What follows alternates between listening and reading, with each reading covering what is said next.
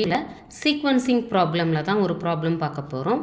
So question, there are 5 jobs each of which is to be processed through 2 machines M1, M2 in the order M1, M2.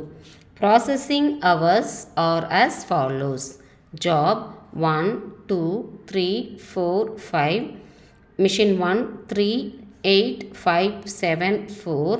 Machine 2, 4, 10, 6, 5, 8.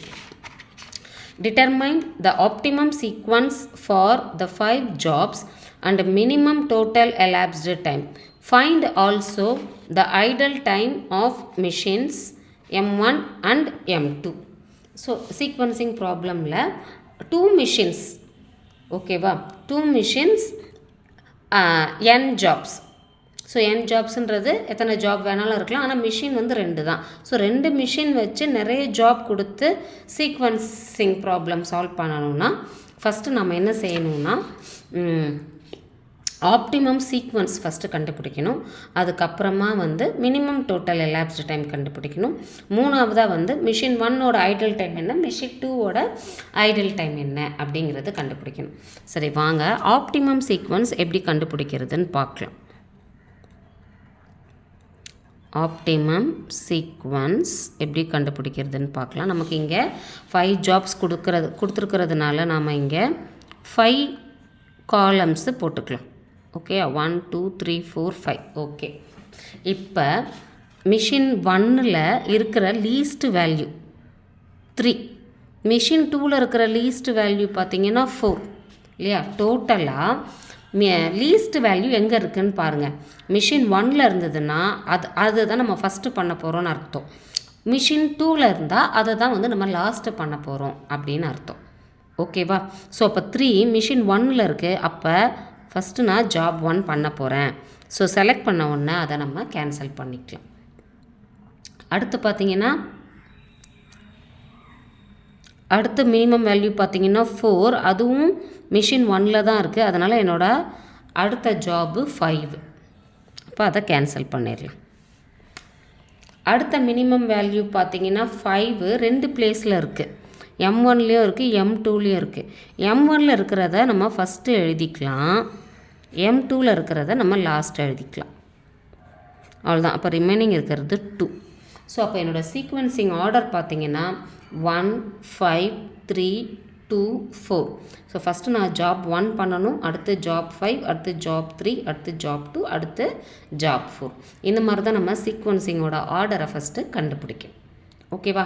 வாங்க next நாம் minimum total elapsed time எப்படி கண்டுபிடிக்கிறது அப்படின்னு பார்க்கலாம்.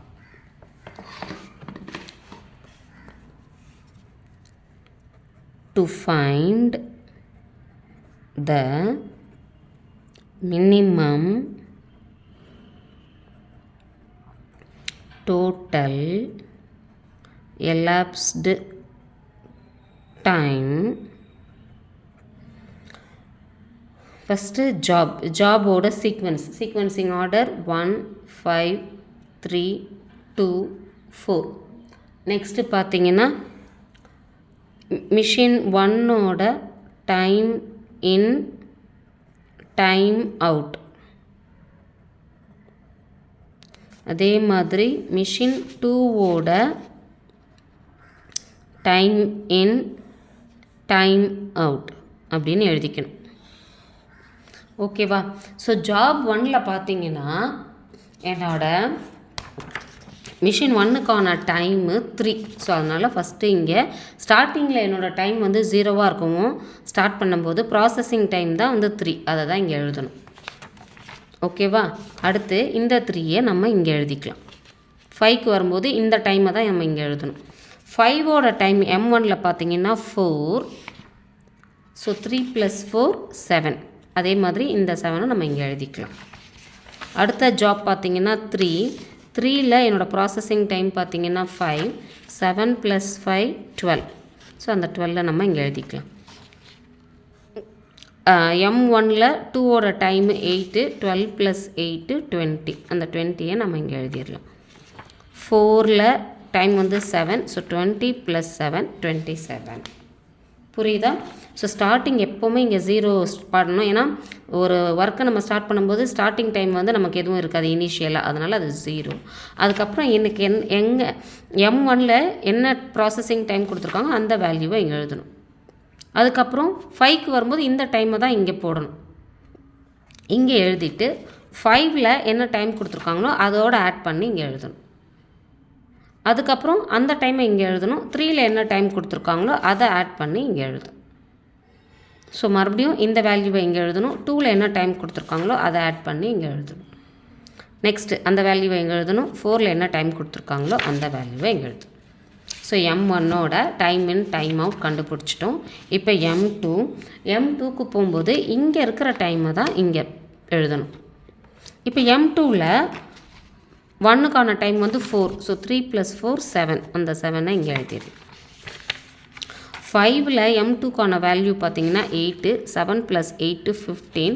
So அந்த 15ஐ நம்ம இங்கே எழுதிடலாம்.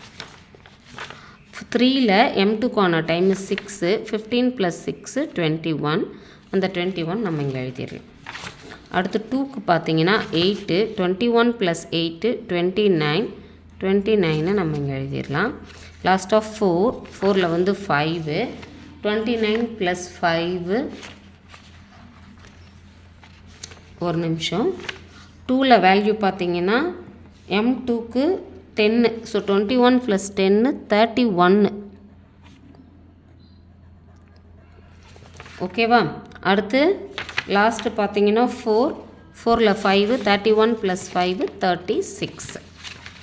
ஸோ M2க்கான டைமையும் நான் ஆட் பண்ணி எழுதிட்டேன். ஸோ அப்போ என்னோடய லாஸ்ட் வேல்யூ இருக்குல்ல, இதுதான் total minimum elapsed time. So minimum